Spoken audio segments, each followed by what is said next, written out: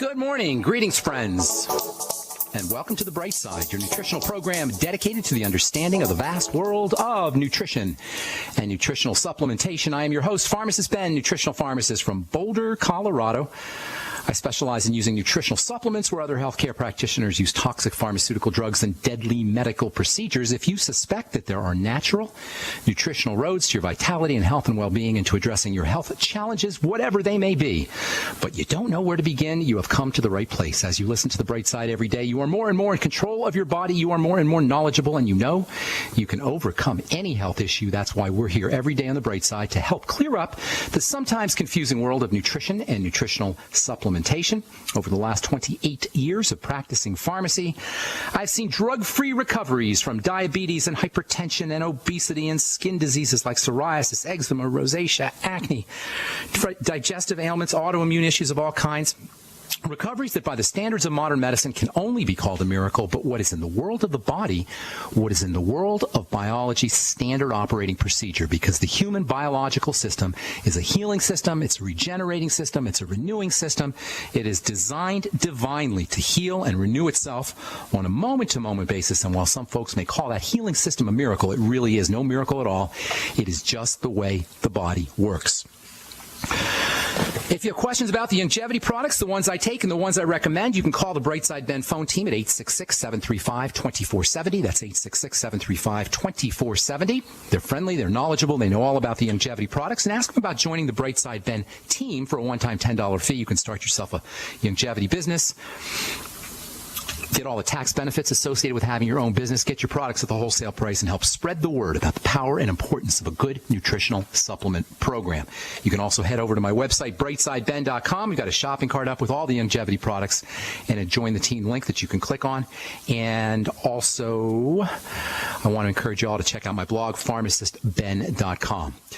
Okay, thanks for joining us today. I'm very excited. I'm going to get to talk to one of my all-time favorite authors. I've been reading this gal's work now for going on 6 or 7 years. We've had numerous conversations on the phone, and I've purchased multiple webinars and just got all kinds of stuff on YouTube, all kinds of really, really interesting, and I don't even want to say alternative. It's mega alternative information. And she's a mega alternative lady, and she's just a fun person to talk to and a wealth of interesting, unusual information when it comes to how the body works and health in general. Please welcome to the Bright Side, Sonia Barrett, author of Health, an Inside Job. Hi, Sonia. Good morning.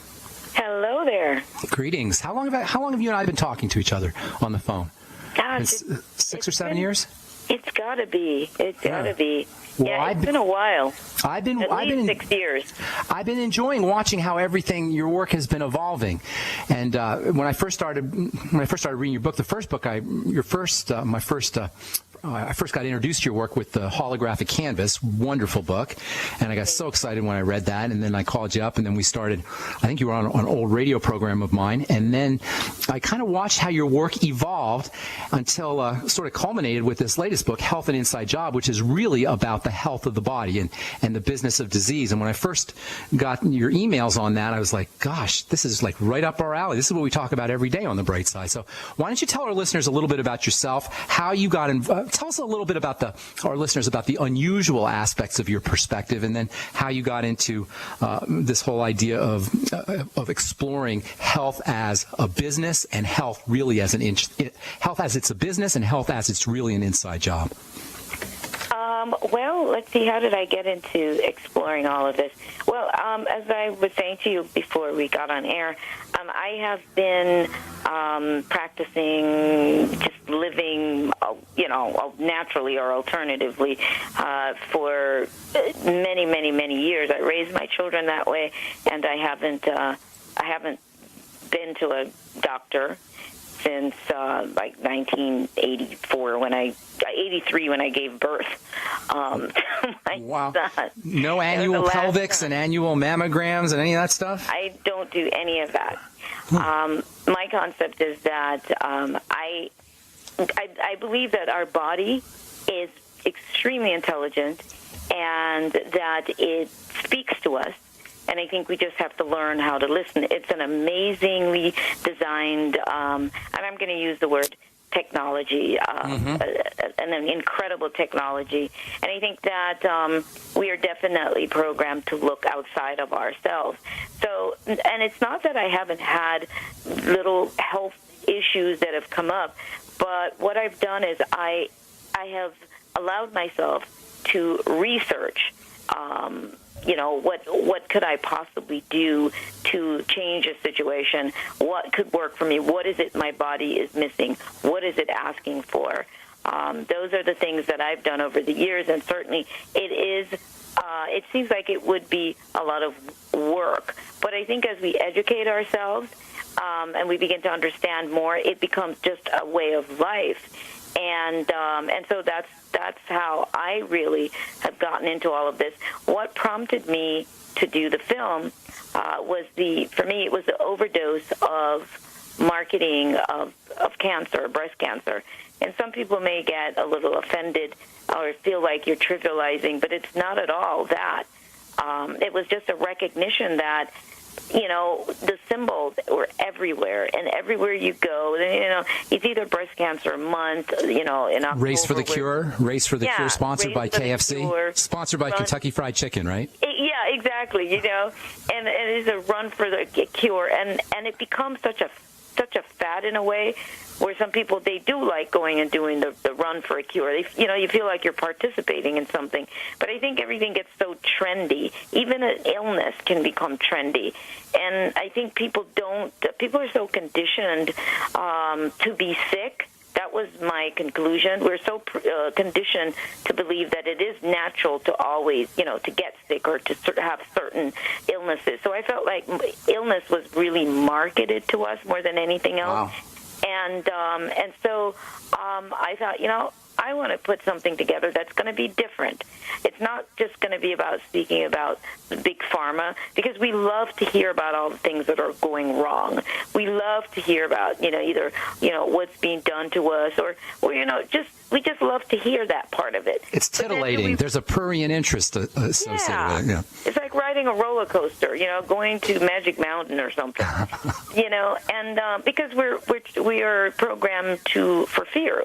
Politics is the same way, and then the whole New World Order thing, that's all kind of like a entertainment ride, an amusement park. It is. It's Magic Mountain, like you said. That's kind of cool. Absolutely. We like to be entertained, and we don't realize it in the manner in which we're being entertained. Even when watching the news, it's entertaining. Even the way they announce, something tragic, they get the music. How about the music in the background? It always cracks me up, right? It's all a show, right. And the voice, and we were the first to bring you, whatever tragedy it is, and it is a show. And so I looked at all of that, and I looked at all the pink stuff and the pink Barbie and the pink toilet paper, and the NFL store with all the pink stuff. Yeah. And I thought, okay, I'm over this. And so I decided to put this movie together, and I wanted it to be different. It is called The Business of Disease, but it's not just about big pharma. It's the whole process, how it's marketed to you, how your brain works, how you respond, how your emotions impact your health, which is something that is not really talked about by Western medicine. Now they're talking about stress a little bit just because I think they're forced to. And so I looked at it and I thought, okay, let's put together a book, a chapter written by pretty much everybody in the film, and I realized, what? It isn't. Health is really it's an inside job, meaning that the cure is truly in the body, and we have T-shirts, by the way, awesome. That does say the cure is in the body, not in the business. But the cure is in the body. That's the inside job, meaning you got to work from the inside out. Yeah. It's emotionally, physically, all of that. But on the outside, it's a business. Hang tight. We got to take a break, Sonia. I want to talk about this whole link between emotions and disease and what exactly disease really is. You have an interesting take on what disease is. I'm Pharmacist Ben. We're talking to Sonia Barrett about her book, Health and Inside Job, or movie too, Health and Inside Job. We're going to take a break and come back with more good health information and continue talking to Sonia Barrett right after this. Don't go away. Welcome back to The Bright Side. I am Pharmacist Ben. We're here Monday through Friday, 8 to 9 Pacific and 10 to 11 Central Time, and 24/7 on our archive page at brightsideben.com. We're talking to Sonia Barrett about her book and also her movie, Health and Inside Job. And I apologize, Sonia. I completely forgot that the book is actually based on a movie. When is the movie coming out? What are we in? We're in July. We had hoped the end of the month. It's done, but it's a matter of lining up where it's being screened, and that's what we're working on. So I'm going to say by the end of next month, in terms of screening it in a theater near wherever you are. That's what we're working on. And it'll be in regular theaters kind of thing? People will see it? Yeah. Oh, nice. Yeah, Very nice. So I let you know, but that's kind of what's holding it up right now, and it's just working on that, which we do have it in place, but the list of theaters will be on the website. So hopefully in the next 2 or 3 weeks, the list of theaters in the different cities it will be there.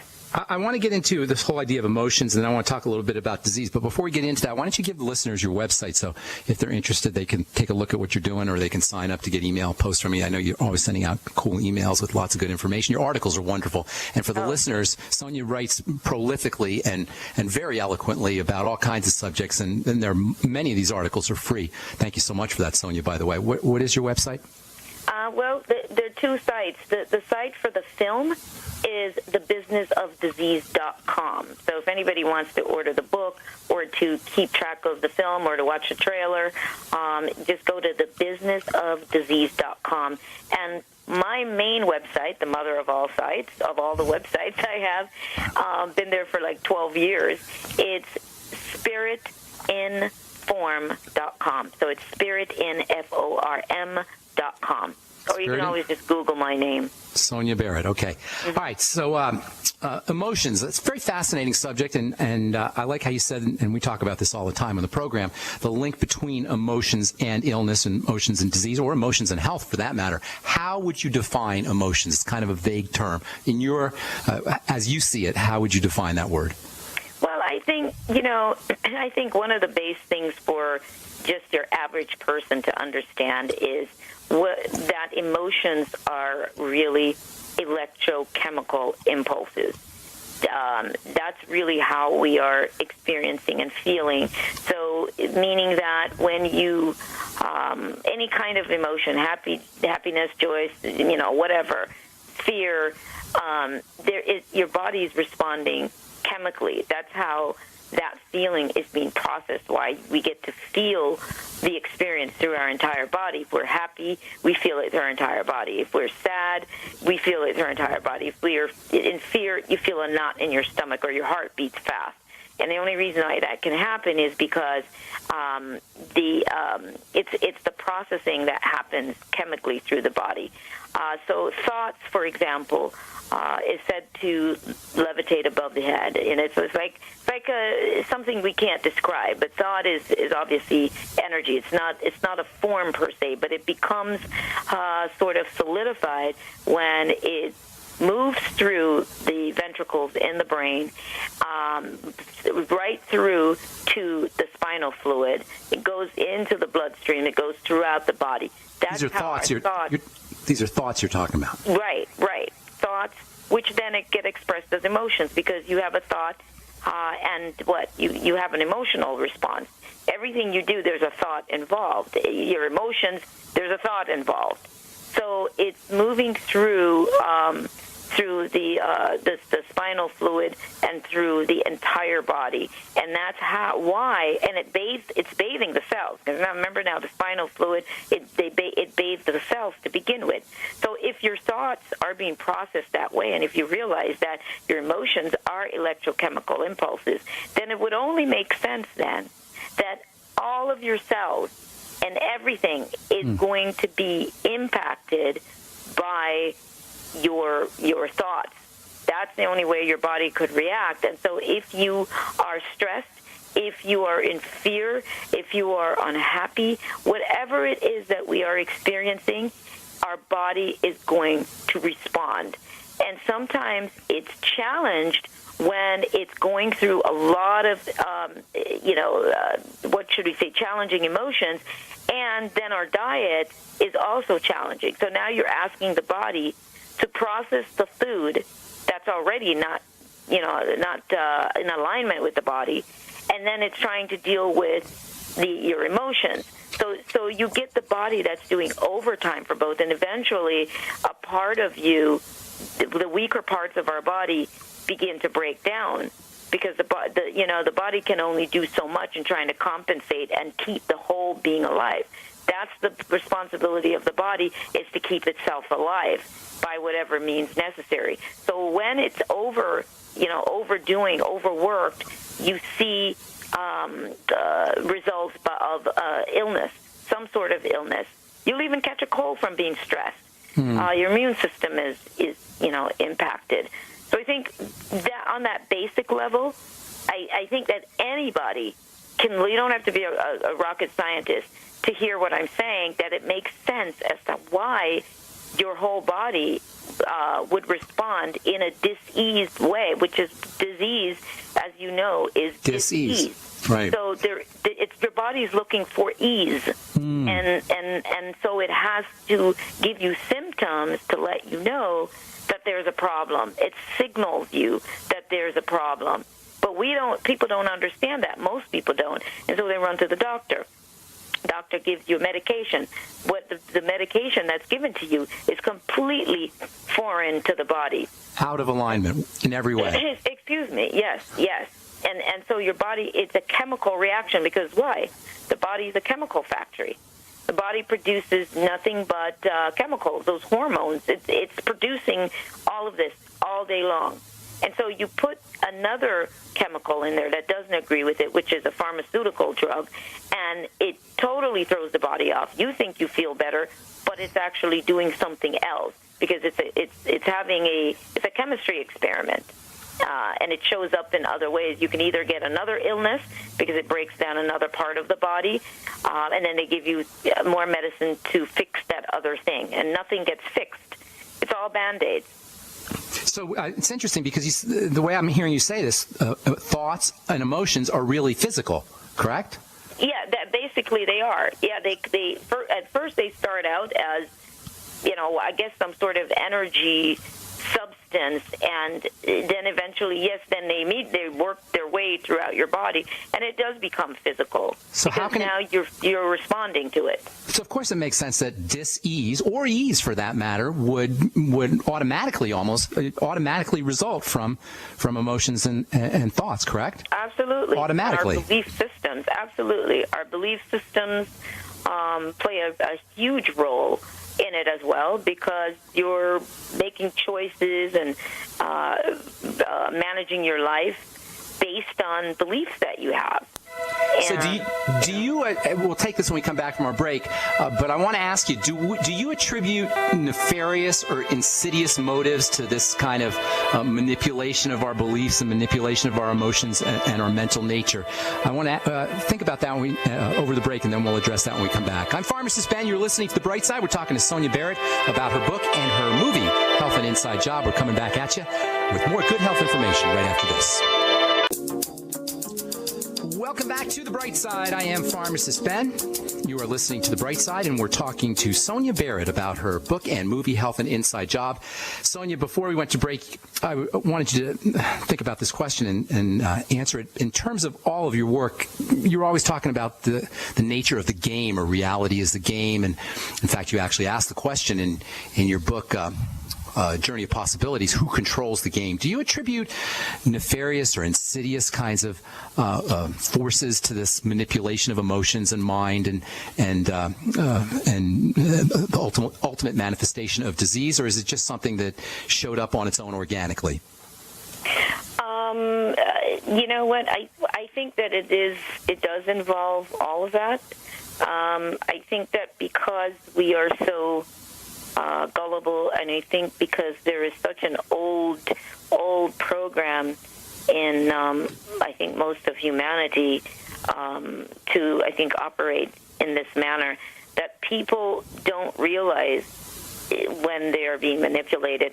And and there is a level there of manipulation. Manipulation is it's sort of difficult to pin it down in a sense, because you have people like Bruce Lipton and Dr. Ernest Rossi that dig into it a little bit further, and I think Dr. Rapai as well, in a sense of how we're being manipulated in marketing. And what the conclusion is that they actually sell to your subconscious mind, not to the conscious mind. And the reason why they're able to do that is because they feel that deep down all they're doing is giving to us what we want. And the question is, what is it that we really want? And so because of the old programming for fear and all of that, in one way, they are giving us what we want. But there's an original programming there. So you have to look at that, belief systems, all of that. And so your subconscious mind is wanting, these things to sort of take care of that fix that we have. We have a fix for excitement, for fear, for all of those things, as I mentioned. But the conscious mind may go, well, I don't want that. But deep, but deep down, our lives are run from the subconscious level, and marketing companies know that. And so that's why they appeal to that part of us. Does that make sense? Do you think disease gives our life a sort of meaning in a perverted way? I'm sorry, does disease do what? Disease give our life meaning in a kind of perverted, twisted way? Yeah, well, the film even kind of makes that reference as well, with Dr. Rapai, with the statement that he makes is talking about our identity, that we need an identity, and you get to identify. I am a diabetic. I exactly. I am a cancer survivor. I am. Yeah. That's what the film talks about, and he does mention that, and especially in America, because each place is a little bit different. But in America, as he mentioned, there's a strong identity thing here. What are you identifying with? Who are you? Yeah. Identity theft. How do you like identity? I am a survivor. Identity theft. Do you ever hear Absolutely. that? I love that idea. Yeah. We seem to be obsessed with the idea of identification. Well, yeah, because you're nobody. If you can't identify with something that makes you stand out, we're very cliquey. We're very Borg-like. We want to be part of. Everybody wants to belong to, And so it's very easy for us to get directed in that manner, because we want to be a part of. We want to, because then you get attention as well, and you feel like you're part of some elite club. And real quickly, I want to mention this ad I saw a couple of times, and I thought, dear God, it was for COPD. I don't know if you've ever seen it. No, I say dear God when I see these ads a lot, though. I know what you're talking about. That's with every ad. But especially drug ads, especially drug company ads. Dear God. This is crazy. Yeah. Because, say, for example, the woman's name was Tara. She'll go, my name is I am Tara, and I have COPD. And I was like, oh my goodness, does anybody not notice what they're doing? They're finding another way for people to really solidify the identity by spelling out their names. There's about 4 people in the commercial. And they link it to the disease. Yeah. I am DAVID. And I have COPD. Wow, that's powerful. That is powerful stuff. Powerful. Oh my God, that's magic. High magic, actually. That's why I wonder how could this not be intentional? How can this manipulation not be intentional? But your point's well taken. It is intentional, I do believe, because I always say, if you have 5 people trying to control 2 million people, I mean, I'm just saying the ratio in comparison, you have to find ways to keep the 2 million people subdued. You have to keep them distracted. You have to keep people from looking inside of themselves. You have to keep people from realizing how much power they actually have. You have to keep people looking outside of themselves. And this is how this system is set up. People are constantly looking outside of themselves. That's why we don't trust ourselves, that we know what's good for us. That's why we love government, and that's why we fight over who's a Republican, who's a Democrat, who's a Green Party, who's this, who's that. And it is just all completely distracting because you're hoping that government, you expect government and everybody else outside of you to be responsible for you and to have your best interest at heart. How much of this need for identification and this idea of going outside ourselves that you talk about, how much of it is connected to our disconnection from our divine nature or our disconnection from God? Do you think that's what it's really about? Very largely, because that's also sold to us. What God is sold to us.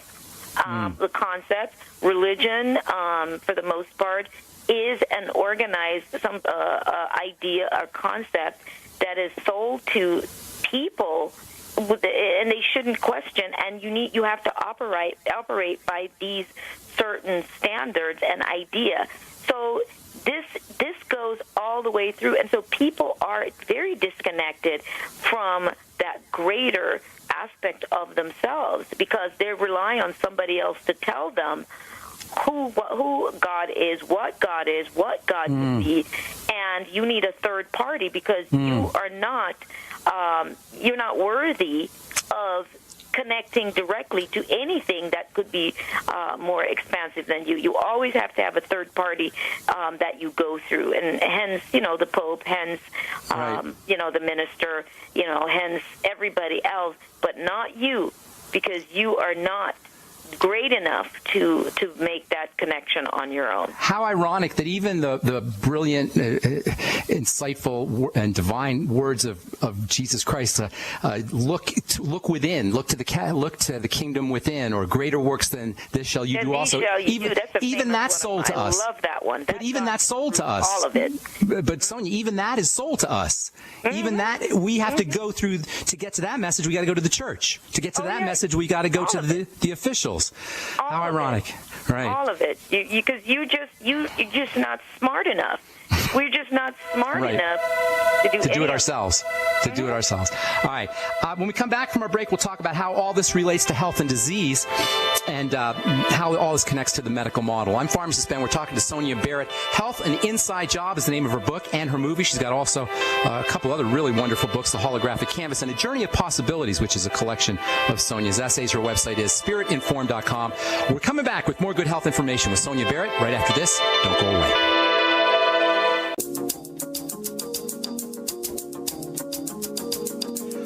Welcome back to The Bright Side. Got one more segment with Sonia Barrett, author of Health, An Inside Job, and as well as a producer, I suppose, of the film Health, An Inside Job, and the book The Holographic Canvas as well. So, Sonia, we talked about emotions, we talked about the mental nature, we talked about the medical model. How is it that, in your opinion, we can, or if we should, interface at all with the medical model, with doctors, with drugs, with insurance companies, etc.? I think that everything has its place, and I think there are certainly situations where they play their role. But I think what's happened is it's gotten out of control, where people are using those systems as the most prominent way of taking care of themselves. We go to the doctor for a checkup every year, and of course, I am never telling anybody not to go and get a checkup. I'm definitely not advocating that. But for me, my thing is, what am I looking for? What am I checking for? Am I expecting to find something? But see, for me, I expect to find nothing. So I'm not going to check for anything. But that's just me. And part of why I'm able to do that is because I am responding to my body's call every time it shows me something. I am responding. I'm taking care of it.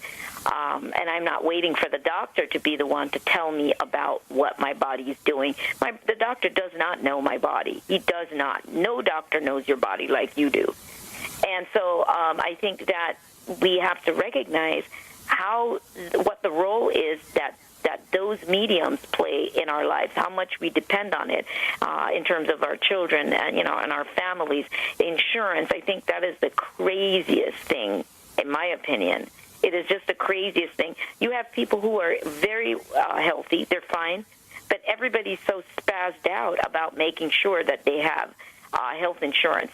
That is one of the biggest programs that's been embedded in us, because the idea of insurance is just in case. That's what insurance means, just in case something happens. So we live in this survival mode anyway, but we live in anticipation that something could happen at any moment. Yeah. Not only that, but we are conditioned that by the time we reach various ages, that we are going to get sick, which is something the film also mentions. It talks about. It's like by a certain age, by the time you hit it's 50 or is it 40? I don't even know anymore. So you're told if you're between the age of 40 and 80, now you're sold a certain kind of insurance. You're sold life insurance. Everything that sets us up, sets our minds up, sets the subconscious mind up, sets our belief structure up, our perception up. It's a setup to automatically buy in, and I use the term buy in because we don't think of it like the stock market, but we buy into things, into belief systems with our what? Emotions, and emotions are what? It's our energy. So we are purchasing these concepts sold to us through our life force. That's ultimately what it is. Your life force is invested no differently than when you work for somebody. You are paid, you're compensated for your life force, for your output, for the energy that is used to make your hands move, to put those pieces together. It's the mechanical energy. It's the energy that you put out that we're actually paid for. If it's brain power, if you were hired because, whatever your brain to design, a lot of that is coming from the brain work that you're using. But either way, it's your energy, just like a power plant. What the heck wants our energy? For your energy. What the heck wants our energy so much? Pardon me? What is it that wants our energy so badly? Well, to the resources, for various things.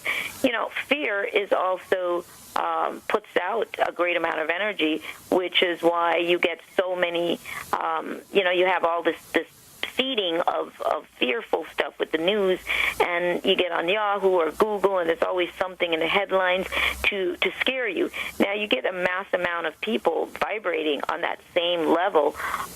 That's a lot of fear being put out, and that is a lot of energy.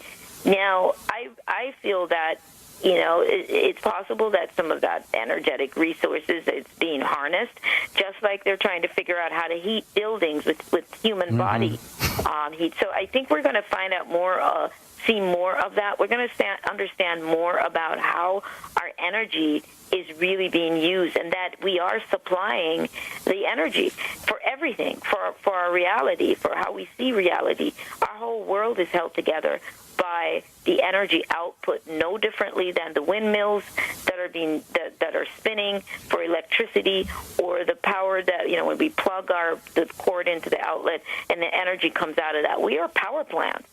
Wow. Now, I've got so much I want to talk about here. We only have a couple more minutes. Where does food fit into this whole equation? Well, again, as I mentioned in the very beginning, that's such chaos and confusion too. I'm kind of so annoyed with that as well, because when we are being told, about our health and about how important it is to eat well, then that gets used against people too. So now you have companies that are BSing and selling you products that they're saying are organic and are great, and they're not. Everybody's jumping on the bandwagon. Walmart at one point wanted to be the biggest organic sellers, and come on now. Walmart, and they buy up all these other companies that were originally authentic and good companies selling great products. So our food is really measured based on the frequency of our food, meaning the level of frequency or vibration of the food, how much life force is in our food. And so we need to understand when we're eating foods that are really dead and foods that are more alive. That's the difference. And if you have pesticides and stuff on your fruits and vegetables, contrary to what they're telling you, that there's no difference between organic and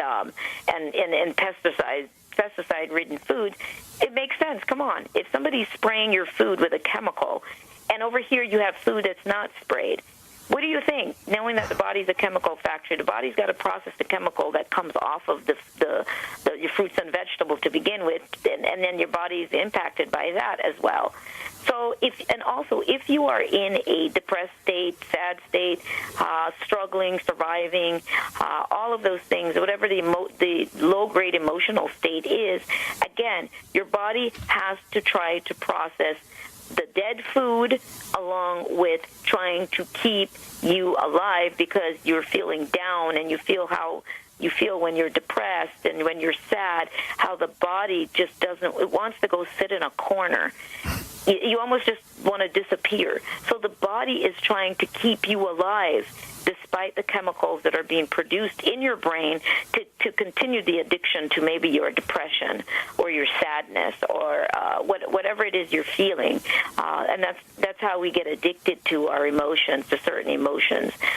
So the food plays a role in that sense. If we could be in a happy mood, we're in the best mood, and you eat something that might not be so great, guess what? It doesn't impact the body quite as drastically as when you are in the most down, emotional state as possible. You're actually better off if you can eat a Twinkie and it won't impact you as severely as it will if you're already depressed, sad, feeling down about yourself, all of those things. Okay, we got about... It becomes acid. Let me just say that. Those foods become acid in the body, and that's the beginning stages of disease or dis-ease in the body is when the body becomes extremely acid. All right, we got about a minute and a half. Somebody out there with cancer, with an autoimmune disease, somebody who's struggling with some kind of sickness that just can't seem to shake. They're on drugs, they're seeing doctors. Give this person or these listeners who are in this kind of condition 1 or 2 or 3 action steps that they can take right away to start to turn things around. I think first action step, my life. What am I feeling in my life right now? When did this begin? What was I going through when this started? Go ahead and face your childhood, all the things that you bottled up. Is there a lot of skeletons in your closet? Get rid of the skeletons. Stop hanging on to secrets. You don't have to go and tell everybody everything, but free yourself. A lot of times that's what's happening. Your body wants you to free your mind and yourself. So I'd say that's the first thing. If you're in an unhappy relationship, get out of it, because that will choke you. Sonia, we're just flat out of time, Sonia. Thank you so much. That was awesome. I hope we'll have you back again. If that's okay, I'd love to have you on the Bright Side one more time to kind of finish up and wrap up some loose ends that didn't get wrapped up. Thank you so much, Sonia. Her book is Health and Inside Job. The website is Spirit Informed. And that was Sonia Barrett. I'm Pharmacist Ben. Tomorrow we'll continue talking about arginine and the liver and detoxification. Thanks so much for listening, folks. Have yourselves a wonderful, awesome, beautiful day. We'll talk to y'all later. Bye for now.